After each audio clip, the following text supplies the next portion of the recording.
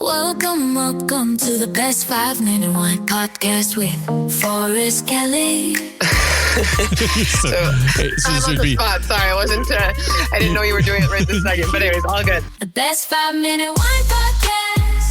Hi, this is Lindsey from Rimessa Riccioli and the Riscioli Wine Club. So to be clear, we're going to Rome, the capital city of Italy. And after you go to the Colosseum and the Pantheon, the Sistine Chapel, the Vatican museums, your next stop is Rimessa Riccioli. It's a restaurant, a wine bar, a tasting room, the epitome of the Italian experience. Yeah, so Rimessa actually, it depends on who you ask. If you ask Google to translate it, you're going to get a different answer. It can mean the boat shed, it can mean the warehouse, storage, garage. It's kind of got a variety of different meanings. The way it was born was from the concept of garage because we had done Anthony Bourdain's filming for Rimessa Riccioli in what your storage, you could kind of say, in the warehouse of Riscioli. So it was just a room that was dedicated to storing some wines, kind of acting as a cellar. It had a table in the center in case someone was sitting down, maps on the walls, books on the walls. And it was really just kind of like the garage, or the concept of vin de garage is also a commonly used phrase in the wine world, which is, kind of small artisan made wines that are literally made in garages. So the idea was working with artisans, smaller producers, and then really Rimessa also kind of has the terminology of warehouse, and that was where we ended up putting the first Rimessa Riccioli was actually opened in the warehouse of Riscioli, which was technically illegal. Not allowed to be a restaurant in a warehouse. They're not licensed, obviously, the same way. And so we got away with it for about 6 years, being kind of like a speakeasy in a warehouse, using a hot plate to cook the pasta. But then after 6 years, the municipality said, yeah, you can't really be a restaurant inside of a warehouse. So they kicked us out and we found a new location.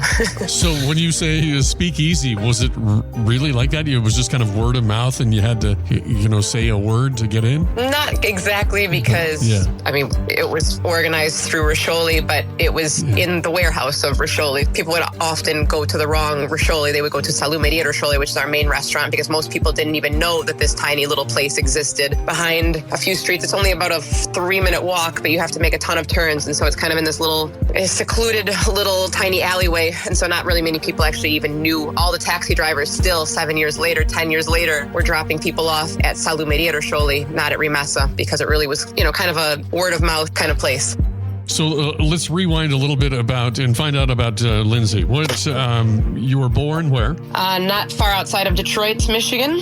What led you to where you are now? Basically, I grew up in Michigan. Obviously, there's not much wine around there, so I don't even know where my passion technically started from, except I do remember, because I started drinking wine. I shouldn't say what age because it was illegal in the U.S., but I started drinking wine at an early age. Nothing too crazy, like 13 or something, or 5. But anyways, I studied abroad in London, which I ultimately ended up tasting a couple of really good French wines, a Sancerre, a Viognier, and I didn't know if those were places or grapes. I knew nothing about those wines, and so I looked them up and I realized that there's kind of a whole world behind wine other than just the grape. And so I got home from that trip and having loved those wines, and I bought Wine for Dummies at 19 years old. It's actually quite informative, and my passion just started snowballing bigger and bigger. And then I started traveling to Napa Valley a couple of times in my 20s, loved it out there. Eventually moved out to Santa Barbara and met, if you've seen the documentary Sam, Brian McClintock, who was one of the 4 master sommeliers who was in that documentary. He had a wine bar focused on old world wines in Santa Barbara, and we became good friends. And I frequented that place at least 3-4 times a week. And he said, at some point, he said,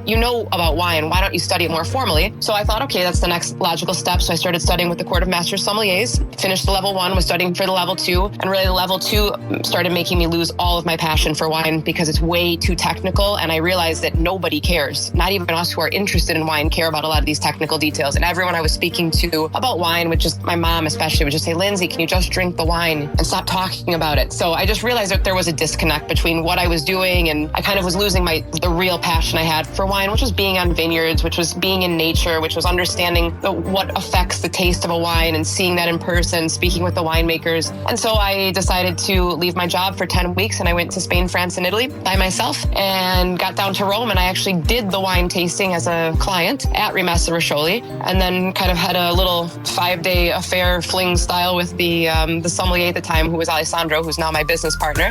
And yeah, we had a little eat, pray, love story for about 7 years. We ended up breaking up about 1.5 years ago, but nonetheless, we're still partners and still friends. Welcome to the best 5-minute wine podcast with Forrest Kelly. We continue our conversation with Lindsey Gabbard, co-founder and sommelier, Rimessa Riccioli in Rome, Italy. In part 1, we heard about your journey from Michigan to Rome. Let's get the rest of that story. Best 5-minute wine podcast. I basically had to go back to the U.S. after my 10 weeks being abroad. And then I came back and surprised him a month and a half later and stayed out there for another 2 weeks, started working beside him pretty much every night I was there. And then after my 90 days renewed again, I came out to Italy for another 3 months and again was working beside him. And then we opened up, after we got kicked out of the old location, we opened up temporarily in a place for 8 months that had 2 tasting rooms. So I had to do one of the tastings and he did the other in the other room. And that's when we started really formally working together. And then eventually that was only an 8-month lease. So we had to find another location, and the new location we found was much larger. And so we decided to form a partnership with 4 of us with the Riscioli family for Rimessa Riccioli. Once we're in Rome, can you kind of explain how we find the restaurant, the wine bar, the tasting room? Sure. Most people would know Campo di Fiori. So if you come from Campo di Fiori, we're kind of, like I said, we're also still tucked away a little bit. We're not on our main restaurant, Salumeria Riscioli, is on kind of a main road there called Via di Giubilari. We are about 300 meters behind Salumeria Riscioli, going closer towards the Ponte Sisto. We're about a 3-minute walk from the Ponte Sisto, which is the bridge that connects Trastevere over towards Campo di Fiori. So you're doing all of these activities to make Rimessa Riccioli a success. I gotta ask, how's your Italian? I'm still learning it every single day, but I didn't know any before I came. So it's really been just since I've got here. But even the first 5 years, I was mainly speaking in English because I host the wine tastings in English, and Sandra and I spoke in English. And you can really get around in Rome without having any Italian. So really, it's not until the last few years that I really started speaking it. Once you arrive at Rimessa Riccioli, there isn't a lack of things to do. You've got tastings, you've got the restaurants, you've got cooking classes, got the food tour, you've got private groups. Let's kind of go through all of that. When somebody shows up, what can they do? Oh gosh, well, our dinner service actually starts at 5 p.m. We host one of our wine and food pairing dinners at 5 p.m. and at 8 p.m. And then we also offer an a la carte service at 7 p.m., more or less at 9 p.m. So we probably have, 100 seats or so in our location. So wow. If you can do the math there, a few turns, we have a couple hundred people coming through, probably about an average 170, at least in the evenings. But we're also open during the day for cooking classes. So add that on top, we kind of just don't stop. Well, yeah, let me rewind a little bit. And so describe the business, because the website is very expansive. And I was going down rabbit holes left and right, just like, wow, they pretty much do everything. But basically the first part you do is what? Yeah, we're definitely a pretty multifaceted business. We're not just your typical restaurant or wine bar. We were born from the idea of a fixed menu of wines and foods which were paired together. 6 wines paired with different fruit foods and a plate of pasta, tiramisu, etc. So that was the way we were born for about 8 or so years. That was just the concept of Rimessa Riccioli. When we opened up the new location, like I said, we had a lot more space, so we decided to add an a la carte menu. We also offered extra virgin olive oil tastings. We have now cooking classes throughout the day. We then also, after probably about 7 years ago at this point, we also created the Riscioli Wine Club. So beyond just all the services that we do in our Rome restaurant and location, people who want to kind of continue their journey with all that we do can also subscribe to our wine club, and we ship 24 wines per year from similar concepts of all the wines that we work with in the restaurant, all artisan wines from smaller producers.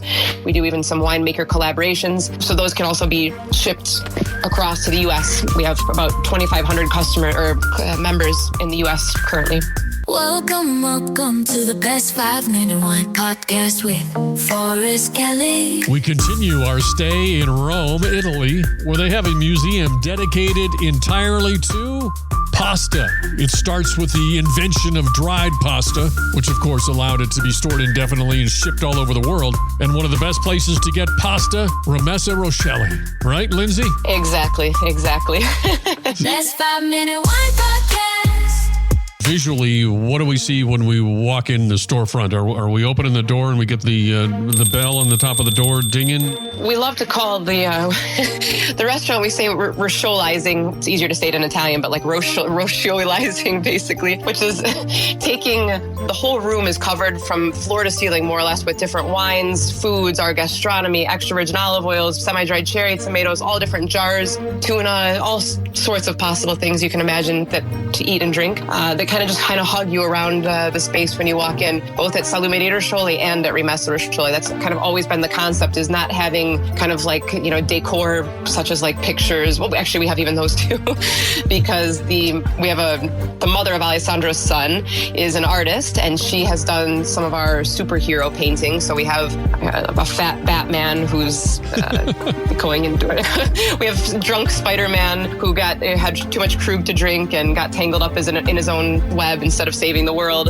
So there's a variety of collection of superhero prints that we have on the wall. So actually, we just kind of cover you from floor to ceiling with creativity and delicious foods and wines, etc. Being one of the co-founders, I imagine that you're qualified to do pretty much everything. But what's a typical day like for you? I mainly run the wine and food tasting dinner at this point, but I also do a lot of other type of digital work. I manage the Riscioli Wine Club, which is more, obviously, a lot of more computer work than it is from being physically in the restaurant. We go and travel quite often, so I don't know how many times per year we're traveling throughout Italy, going to visit winemakers to select new wines for the wine club. Also, because all the wines in our wine club get a video of the producer. Every bottle has a QR code on the back. That was an initiative I implemented during COVID because I became obsessed with QR codes, so that people could, while they're drinking the bottle, just scan the QR code and have a direct access to see where the wine was made, see the winemaker who made it, learn a little bit about wine.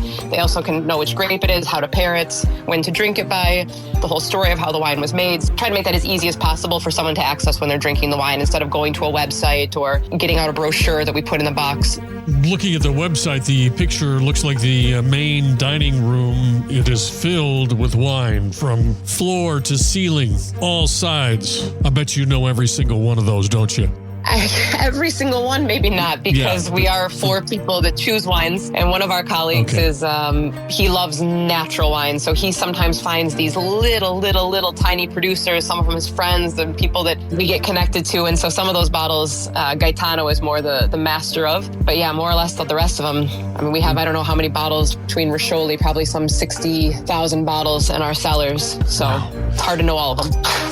Now, when you say natural wine, is that a category? It's a category that's the French are trying to put some parameters around it, but it's a term that's used a bit as people please.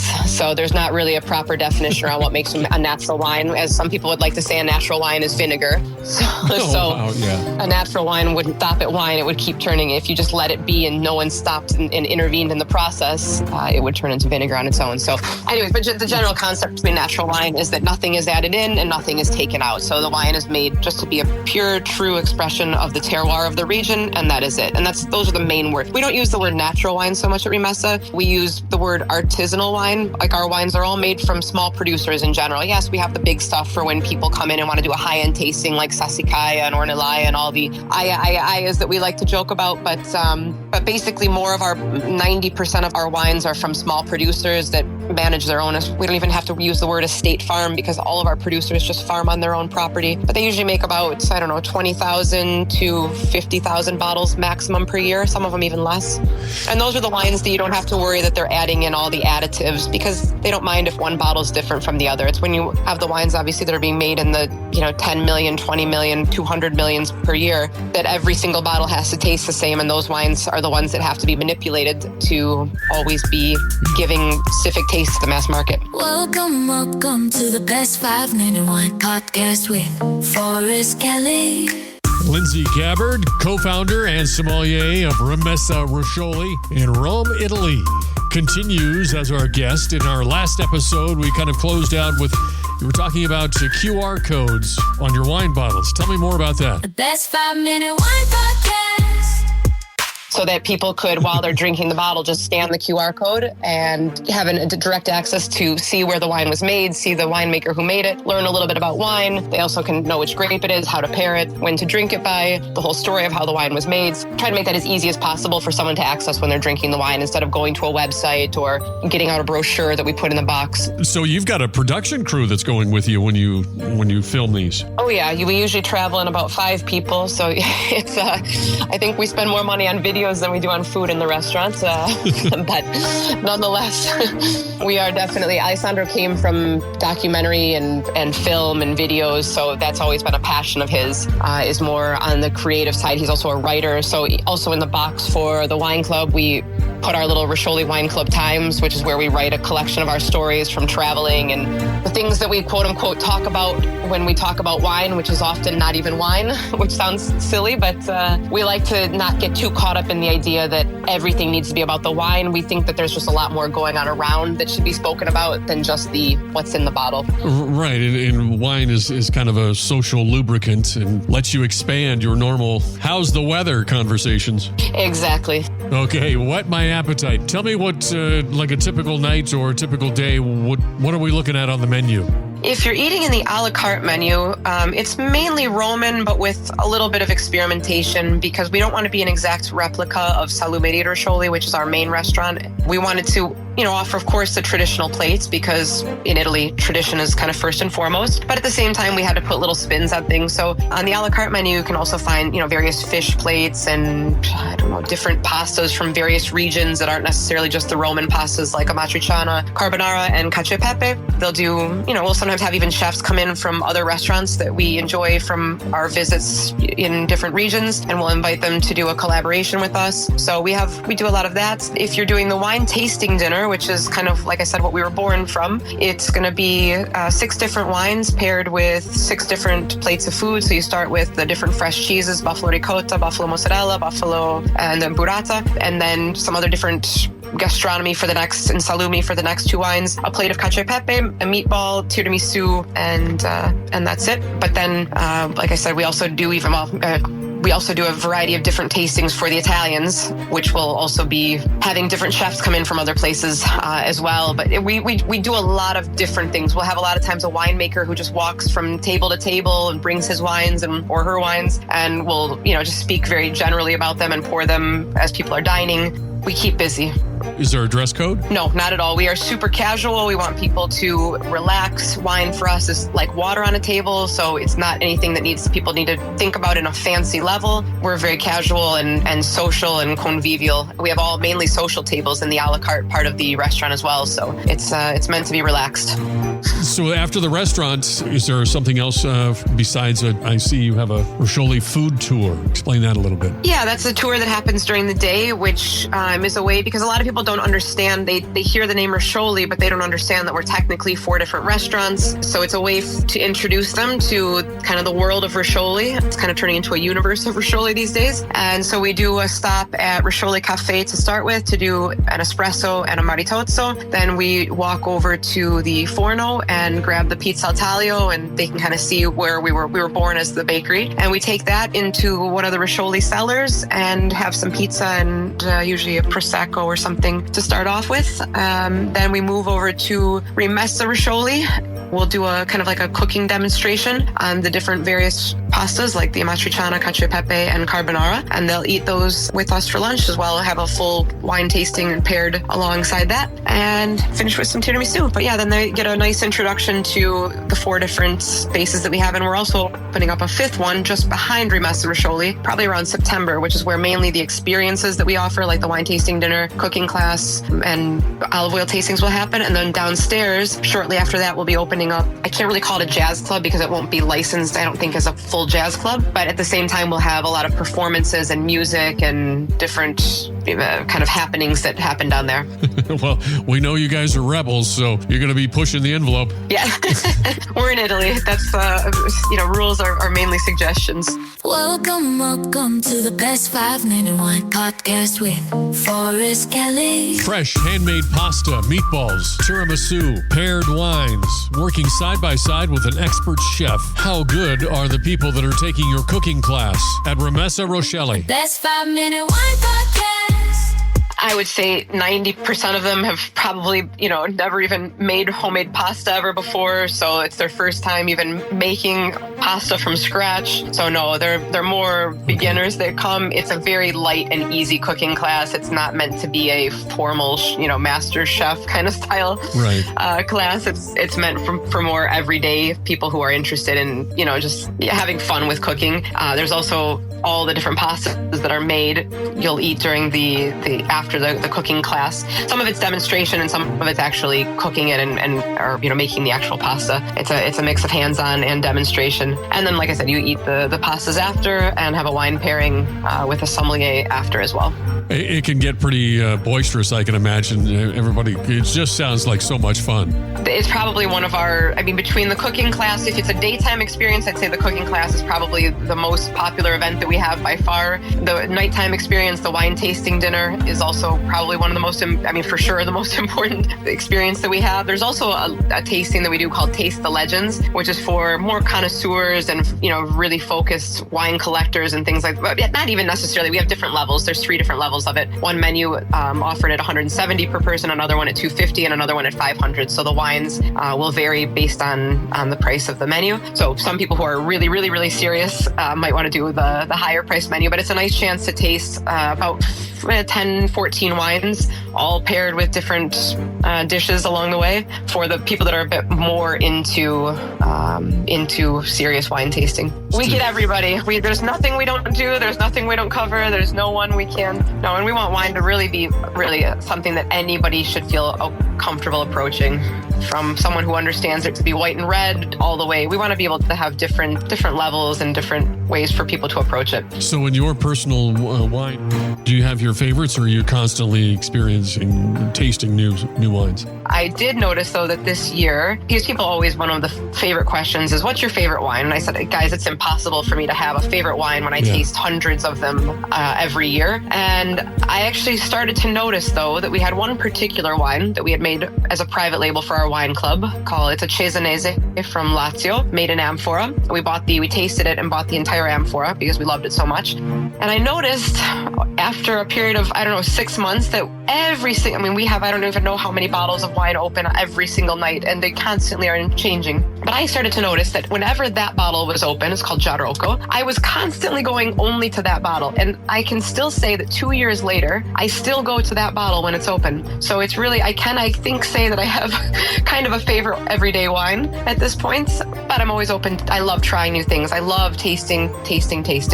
Usually it happens that once you find a favorite, there's diminishing effects, because if you keep drinking the same thing over and over and over and over and over and over and over again, at some point you usually kind of lose a little bit of the luster that it had on those first couple of times that you were excited by it. So I also don't like to get stuck in a rut and drinking the same thing over. I like to let something surprise me from time to time. In our next episode, as we continue our conversation with Lindsey Gabbard of Rimessa Riccioli, I finally get to talk about, because I try to be healthy, olive oil. And Lindsey puts her life in danger by revealing olive oil should be made from olives, for starters. Unfortunately, a lot of the stuff in Italy isn't even, because the mafia has gotten their hands into that world as well. What? I'm going to make him an offer he can't refuse. Then I said to my wife, for justice, we must go to Don Corleone. Before we close out the episode, I just wanted to say thank you, as in the past 6 months been hovering around the top 200 mark of the top podcasts. There are over 2 million podcasts, so we finally cracked the top 200, and with the help of you and the episodes like Rimessa Riccioli and Lindsey Gabbard, we reached a new peak of position number 136. So thank you again for listening and supporting the podcast.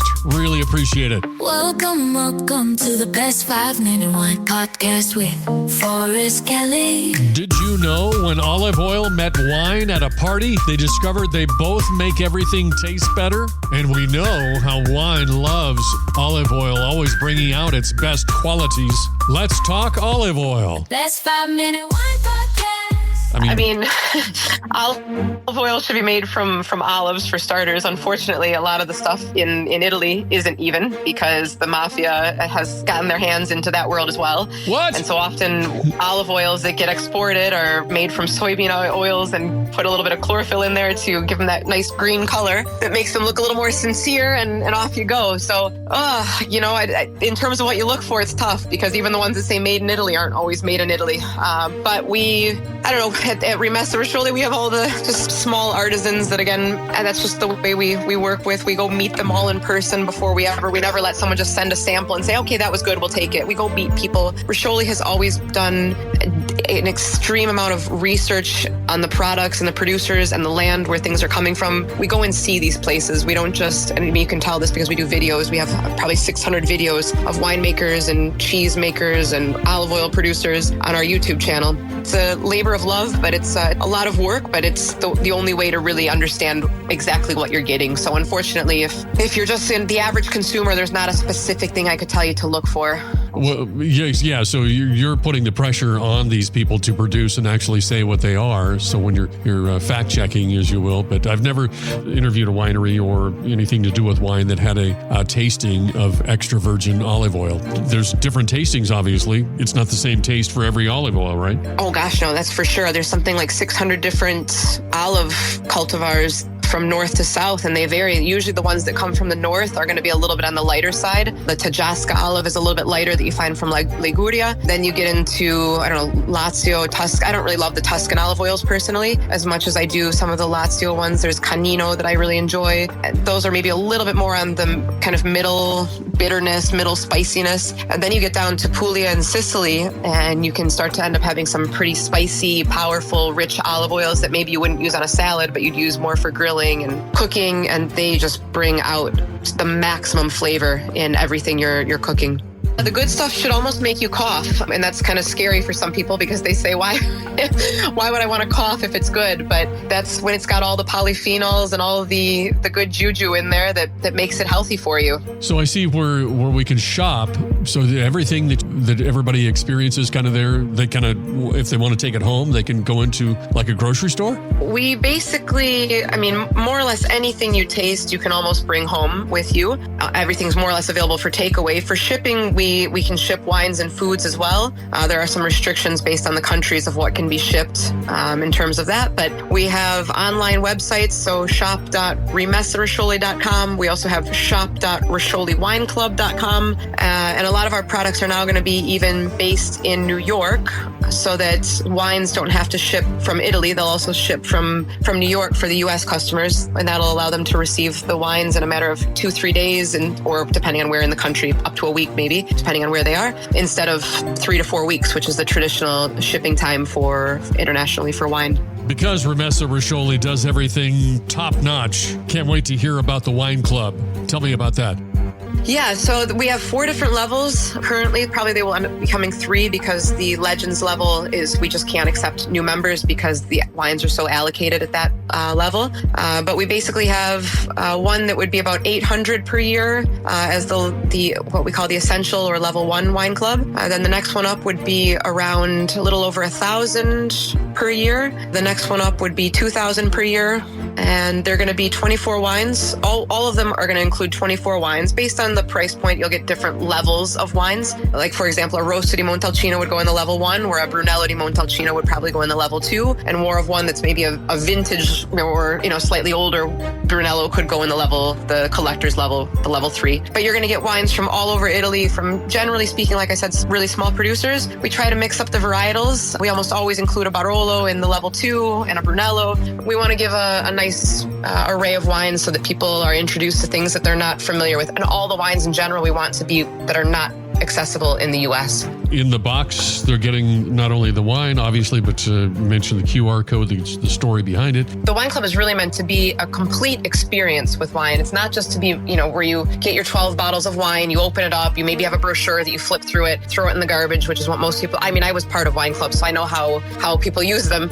We wanted to really bring you as close as you could be to actually being on the vineyards with us, because for us, that's where the magic happens, is walking on these vineyards with the producers, listening to them tell their story, what they're passionate about, where their family maybe came from, what got them into wine. We want you to hear it from their side of the story and to really immerse yourself in the experience and not just have it be about consuming wine. We want people to drink with care is kind of the phrase we use, which is understanding, because people also appreciate what they're drinking so much more when they know the story behind it. Welcome to the best 5-minute wine podcast with Forrest Kelly. So if I can't fly all the way to Rome, Italy to get the full Rimessa Riccioli experience, where can I go? Best 5-minute wine podcast.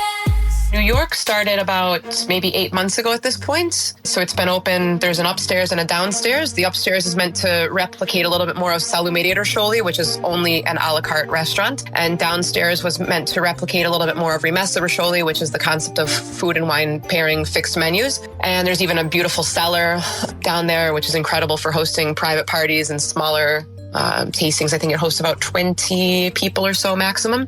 No, and they're also now open for lunch. We have a kind of a smaller deli section as well, where people can come purchase some products for takeaway as well there. We're 43 McDougal Street, which is right in the heart of Soho. It's just been fascinating to hear about everything that you do with such great passion and attention to detail. Looking forward in the future, have you kind of exhausted all the opportunities and how you can stretch the boundaries of imagination of what Rimessa Riccioli can do? Oh, I mean, we do some pretty cool things. One of our biggest focuses that kind of intertwines into everything we do is on sustainability. Obviously, naturally, by working with smaller producers always in general have a little bit more of sustainability in terms of the way they farm, in terms of the way they think of the environment. So they also think more about sustaining communities. So not just sustainability for the environment, but the idea of sustaining communities. So we also, this past year, used the first sailboats to ship some of our wine club boxes from Europe. Well, the boat leaves from St. Malo, France, and it arrives in Brooklyn. But we sent 300 boxes of wine on the first commercial sailboats that launched in the last 160 years, basically. The project is with Grande Sail, and we hope to be able to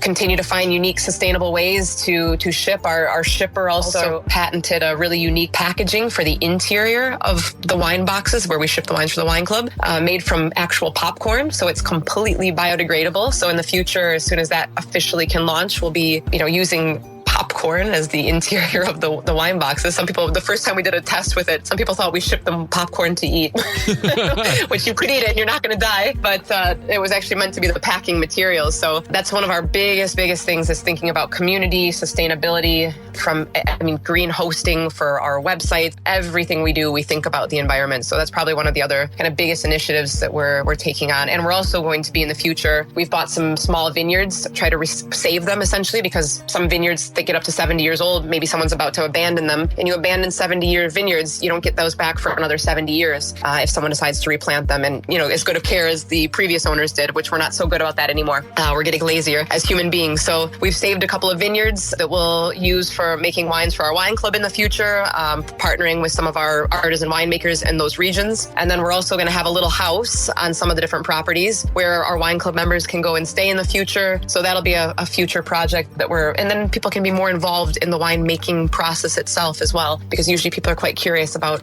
that. So like I said, we really try to give a full experience with everything that we do with our restaurant and wine club, etc. Wow. Thank you very much. The crowd is going crazy. That's just insane that you're doing this. What you called it, Grande Sail? Grande du Sail is the name of the company that we've worked with in the past. How do you spell that? GRAIN, like grain, the SAIL, sail. The winemakers take good care of the land. They farm organically, biodynamically, and then of course, the ideal situation would be like a lot of Italians do, which is they just drink locally, and things sometimes don't even get bottled. You just go to your neighbor's house with a 2-liter Livissima water bottle and fill it up from the bulk style wine that they're making, and that's it. But unfortunately, we live in a world where we want to be able to exchange culture, and we want to continue to facilitate this so that people in America can be connected to Italian wines. But this will also allow the alignment, the way the wines get shipped, because it would be really frustrating when the winemakers spend this much time caring about the environment, and then we throw the wine on a plane and And this has really been the only, or a big barge boat. And this has really been the only way that you can ship for the last 160 years, or well, even less for planes, of course. We are really excited to find alternative means to ship things in a more sustainable ways that aligns with the way the wines are being produced themselves. So that was really the exciting part for us. I'll have more details in the show notes about how Rimessa Riccioli is trying to protect wines during transit with recyclable materials, sailboats to ship wines. In fact, their website is on a carbon neutral server. We've got one more episode as we close our conversation with Lindsey Gabbard of Rimessa Riccioli. Welcome to the best 5-minute wine podcast with Forrest Kelly. As we close out our episode with Lindsey Gabbard, let's talk obstacles. Financial, if you love to throw that word out. The salaries in Italy are comical. The best 5-minute wine podcast.